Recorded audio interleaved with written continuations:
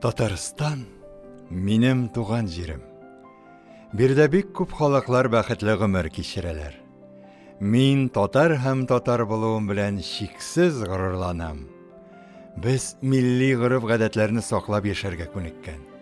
Һәр кайсыбызның үз тарихы бар, һәм без аны гаиләбездә кадерләп саклыйбыз, балаларыбызга өйрәтәбез. Бала чагымда бабай мине читек тегәргә, әти хезмәтне сөяргә өйрәтте. Татар гаиләләрендә бу тәрбиянең төп нигезе.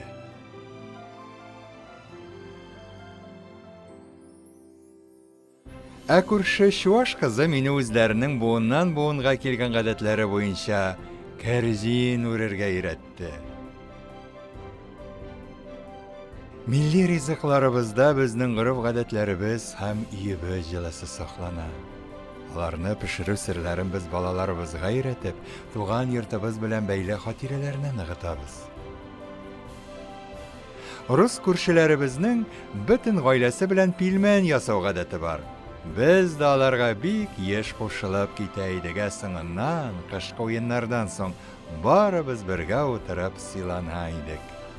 Әле тагы бабай мине гармунда уйнарга өйрәтте. Дөресен әйткәндә, күршеләр белән танышу өчен аларны бер тапкыр булса да ишетү җитә. Чөнки халык киләрендә безнең барлык хисләребез туган якка мәхәббәт һәм туган телебезнең матурлыгы чагыла. Ә биегәндә исә тәнебез белән генә түгел, җаныбыз белән дә биебез. Сынмас хөрлек, милләтебезнең узганын чагылдыручы тарихы турында да биебез. Шуңа да биюче бер кемне дә битараф калдыра алмый. Әйтерсең лә аның йөрәк тибеше башкаларга да күчә һәм аларны дәртләндерә. Төрле милли ризыклар әзерләп, төрле җыр биюләр башкарып, үз халыкларыбызның милли гореф-гадәтләрен саклап һәм дәвам итеп, без бер уртак кыйммәтләр белән яшибез. Милли йолаларыбыз төрле, ә гаилә кыйммәтләре уртак. Ул ышаныч, өмет, мәхәббәт, җаваплылык һәм гаиләңне кайгырту. Чөнки без Татарстан дип аталган зур бер гаилә.